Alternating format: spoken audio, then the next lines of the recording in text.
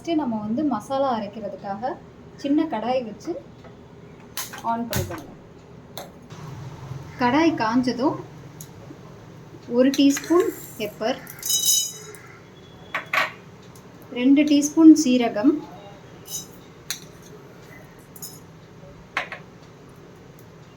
1 teaspoon மல்லி,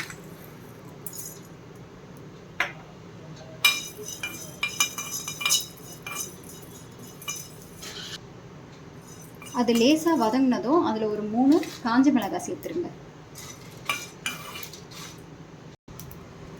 எல்லாம் கருகிடாமல் இருக்க நல்லா சிம்லேயே வச்சு வறுத்துட்டு கொஞ்சம் பொன்னிறம் ஆனதும் ஆஃப் பண்ணிவிடுங்க. ஒரு குக்கர் வச்சுருங்க. அதில் ஒரு 5-6 டீஸ்பூன் நல்லெண்ணெய் ஊற்றிடுங்க. நல்லெண்ணெய் தான் இதுக்கு ரொம்ப நல்லது.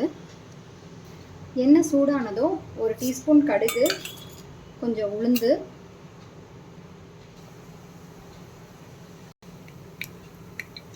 கொஞ்சம் கருவேப்பிலை, அது கூட நான் ஒரு 200 கிராம் சின்ன வெங்காயத்தை நல்லா பொடியாக சாப் பண்ணி வச்சுருக்கேன். நீங்கள் எவ்வளோ ஈரல் எடுக்கிறீங்களோ அதே அளவுக்கு சின்ன வெங்காயம் எடுத்துக்கோங்க. அப்போ தான் உங்களுக்கு அந்த டேஸ்ட் கிடைக்கும்.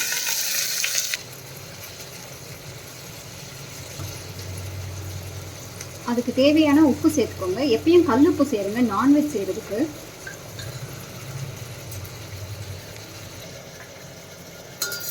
அது கொஞ்சம் நல்லா கிளறி விட்டு வெங்காயம் கொஞ்சம் நல்லா கலர் மாதிரி வரட்டும்.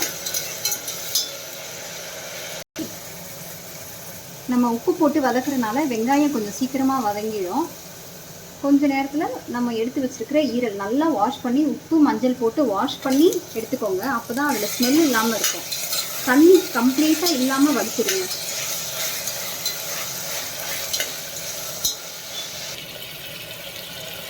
இந்த ஈரல் நல்லா எண்ணெயிலே நல்லா வதங்கிட்டு இருக்கட்டும். அந்த கேப்பில் நம்ம ஒரு மசாலா அரைச்சிடலாம்.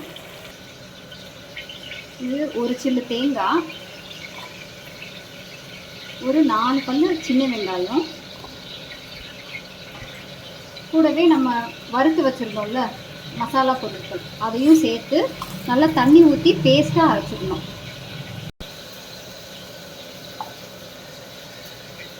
இப்போ ஒரு 10 நிமிஷம் ஆயிடுச்சு. இப்போ பாருங்கள், இந்த ஈரல் நல்லா எண்ணெயிலேயே ஃப்ரை ஆனது எப்படி இருக்குன்ட்டு. எது வெங்காயம் ஈரல் தெரியாத அளவுக்கு ரெண்டுமே சேம் கலராக மாறிடுச்சு. இந்த ஸ்டேஜில் நம்ம அரைச்சி வச்சுருக்கிற இந்த பேஸ்ட்டு நல்லா விழுதாக அரைச்சிருங்க. அந்த பேஸ்ட்டை உள்ளே கொஞ்சம் தண்ணி ஆட் பண்ணி உள்ளே சேர்த்துருங்க.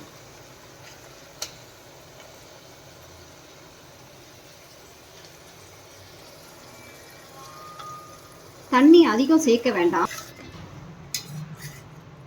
தண்ணி மொத்தமே இவ்வளோ தான் இருக்குது. இதுவே போதும் நம்மளுக்கு. இந்த நேரத்தில் உப்பெல்லாம் செக் பண்ணிவிட்டு குக்கரை மூடி வச்சுருங்க. ஃப்ளேமை நல்லா ஹையில் வச்சு குக்கர் நல்லா ஒரு 2 விசில் வர அளவுக்கு விட்டுருங்க.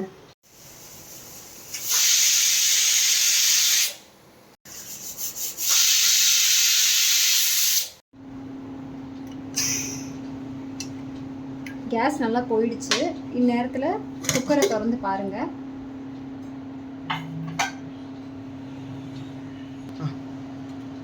நல்லா கிரேவி பார்த்திங்கன்னா நல்லா சூப்பராக நம்ம ஊற்றின தண்ணியிலேயே சூப்பராக வந்திருக்கு. ஒருவேளை உங்களுக்கு ரொம்ப தண்ணியாக இருந்ததுன்னா இன்னும் ஒரு 2 நிமிஷம் அப்படியே அடுப்பில் வச்சு எடுத்துருங்க.